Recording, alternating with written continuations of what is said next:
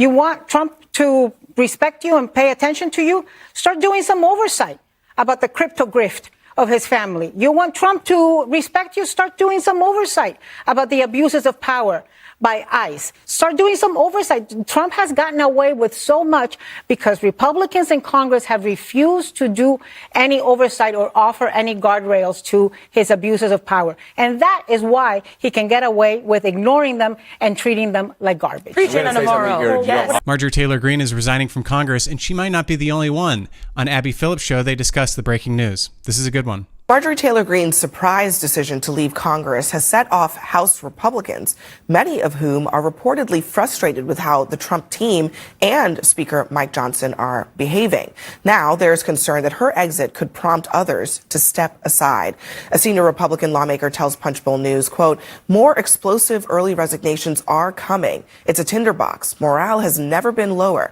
Mike Johnson will be stripped of his gavel, and they will lose the majority before this term is out."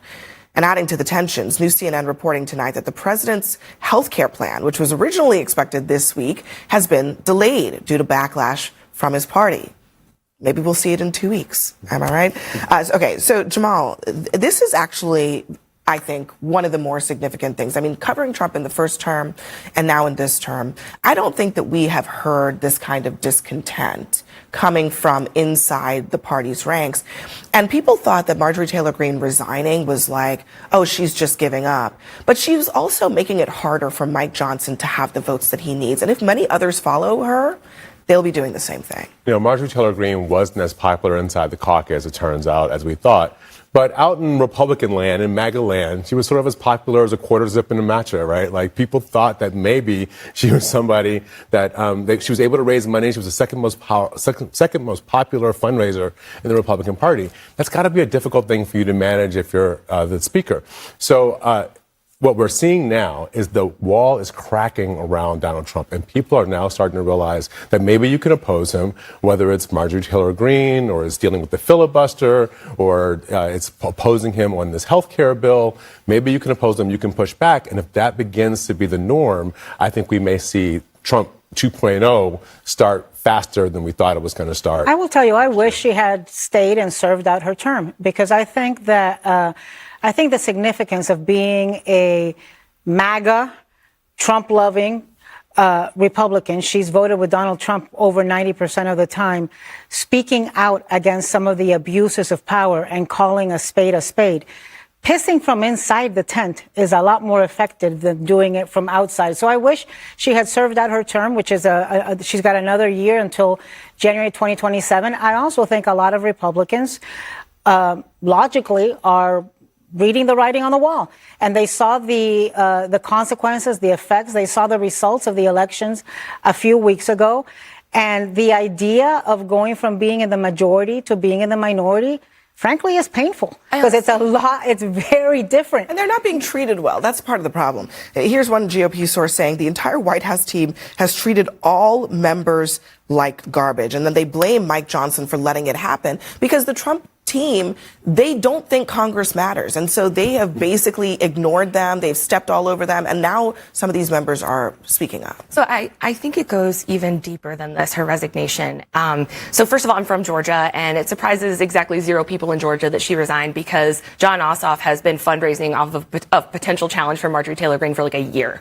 So that's obviously a potential. But I really think that there is a potential for her to be the head of this new Republican movement, the one that is perhaps being created by Tucker and Nick Fuentes. I think that I know it sounds crazy, but think about it. It makes sense, right? They're both America First, anti-Israel, which is a whole big movement there. And she's made lots of anti-Semitic comments in the past. They're both. She wouldn't walk away from them when she was on She won't. CNN. She's like, I told you Jews control the weather. They're both great replacement theory. They both don't like LGBT people, and they're both Christian nationalists. And as the Republican Party breaks apart as we're seeing right now, and there's another faction, and with Donald Trump being a lame duck in the office, I truly think that she's saying, you know what, there's an opportunity for me here, because I've been saying these things that people are just now catching on to for a long time. Are you saying you think she's going to run in a Republican primary for Senate in Georgia?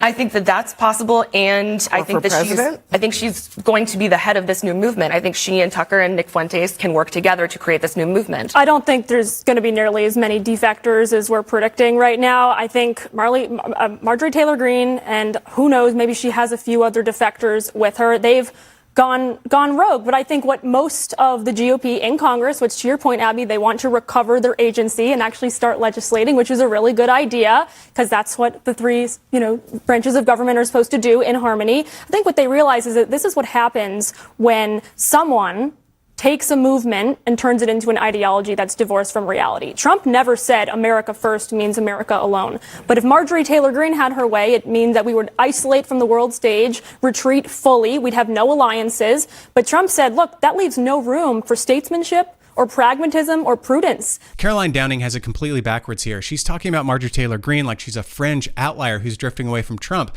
But listen to what Madeline Somerville astutely pointed out. Marjorie Taylor Greene is America first. She talks about cultural grievances. She talks about Christian nationalism. I would also add that she has this conspiratorial worldview, which plays really well in MAGAville. Those aren't side quests, okay? That is the core brand of MAGA. Trump just never really believed in it deeply enough to carry it past his own ego. Marjorie Taylor Greene is a true believer. Most of us would say, hey, no one was harmed by Trump striking Iran's nuclear facilities, which keeps that ascendant regime at bay. You just don't think of Donald Trump and statesmanship. He is a statesman in his own way. I kind of think that part of the problem is that Trump is actually untethered to ideology altogether. And I think that's one of the reasons that it's hard to hold the coalition together when they don't really even know what they stand for, because it's really just whatever Trump feels on any given moment of time. And once Trump is gone from the political scene, which he will be eventually and sometime soon, that's going to be a real problem. And Eric Erickson wrote today, a large part of MAGA has gotten so used to bullying everyone to get their way, they aren't prepared for the reaction from GOP lawmakers and others as lame duck season arrives. Lame duck season might very well be here sooner than maybe Trump thought, sooner than MAGA thought, because he's not really going to be the one dictating what the future is going to look like for MAGA anymore. When you're chairman of the board of a company, you got to read in your board members, right? And what's happened with this healthcare bill, when folks were purported healthcare bill, when folks started learning about that in the newspaper rather than hearing it from the White House themselves or the leadership or anyone, quite frankly, other than reading it in the newspaper, of course they're going to say, I'm just learning this. And they're going to think about, how does this impact my district, right? People who absolutely cannot be for any expansion of Obamacare whatsoever are going to are saying this is what's going to come out. Now, granted, this Trump administration, that could change 6 times over in the next news cycle. We don't know. But it definitely gives people pause when they're surprised and they're coming up on a tight election. And on the healthcare of it all, Jamal, I think it's just super important. The healthcare stuff really hits red states hard. And Trump comes out with this plan that basically says they're going to cap incomes, they're going to require monthly premiums for everyone. I mean, he's basically saying we're going to add costs. And people are like, huh? How is this supposed to help us in a tough midterm cycle? MTG is a political opportunist, and she's going to jump on this. She is jumping on everything that Republicans are disagreeing with Donald Trump about and using it as an opportunity, I think, to run in the future. Again, I know that sounds crazy, but mark my words. I actually don't want Democrats to have this as a political cudgel, the healthcare issue, because there are 20+ million Americans who are in a panic right now. We are in the middle of open enrollment season. We've got, less than a month left in that open enrollment, and people don't know how much they're going to pay, if there's going to be subsidies or not. What they do know is that their health care premiums have gone up, sometimes 300%. And look, I would say on the issue of Republicans resigning and going rogue, maybe what they have to do is start behaving like an independent branch of government and find the spine that has been hidden somewhere in the attic of the White House. Maybe it's somewhere underneath the rubble of the East Wing. Because maybe if you want to be respected, then you shouldn't behave like bootlicking rubber stampers. You want Trump to respect you and pay attention to you? Start doing some oversight about the crypto grift of his family. You want Trump to respect you? Start doing some oversight about the abuses of power by ICE. Start doing some oversight. Trump has gotten away with so much because Republicans in Congress have refused to do any oversight or offer any guardrails to his abuses of power. And that is why he can get away with ignoring them and treating them like garbage. Preach Ana Navarro. Yes. Here. It shows you the Democrats actually won the shutdown debate, because now Donald Trump is having to react to figure out how to try to fix health care for people. Even if he has a bad plan that Republicans don't like, he is talking about something that Democrats made an issue during the shutdown, and now here we are. If MAGA lives on after Trump, it's not with people like J.D. Vance or Marco Rubio. These guys are not remotely capable of carrying the movement forward. Vance, for example, has negative charisma, and Marco Rubio is this technocratic chameleon who turns whichever way the wind blows. Gavin Newsom or AOC would mop the floor with him in a general election, which is exactly why it's becoming obvious, even inevitable, that someone like Marjorie Taylor Greene is positioning herself perfectly to inherit whatever remains of MAGA when Trump exits. Above all, she's the only one besides Trump who can actually speak to the base. She sounds like them, she looks like them, she talks like them. No other prominent Republican comes close to matching her stylistically. Meanwhile, Trump, as more and more of his own supporters have begun to realize something that we've known for years and years, that he never cared about them in the first place. MAGA was a cynical tool he used to get into power. Now that he's president, he'll tax Americans with tariffs, he'll hand $40 billion to Argentina for no reason, he'll go to war with Venezuela because they have oil reserves. He cozies up to dictators who don't care about America or share America's interests. He alienates us from our trade partners, and he pushes economic policies that gut American jobs.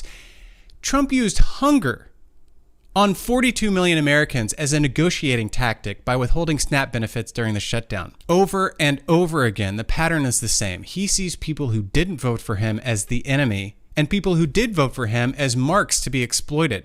Trump is a deeply broken man who delights in the suffering of others, and when he leaves office, J.D. Vance, Marco Rubio, and Speaker Mike Johnson are done by 2029. They're too close to Trump's toxicity for the country to ever trust them with the White House, which brings us back to Marjorie Taylor Greene. For all her chaos and extremism, she is undeniably better positioned than any of them to lead the Republican Party's remains once Trump is gone. She's not weighed down by the same proximity to corruption that the rest are. She speaks the language of the base, and she's already making moves for the post-Trump era, as we see here in this resignation that she's now going to go through with in January. It's coming right up. Guys, if you have anything to say, leave a comment. Comments are always good. And like this video if you made it this far, and I'll see you real soon on the next one. Okay, bye guys.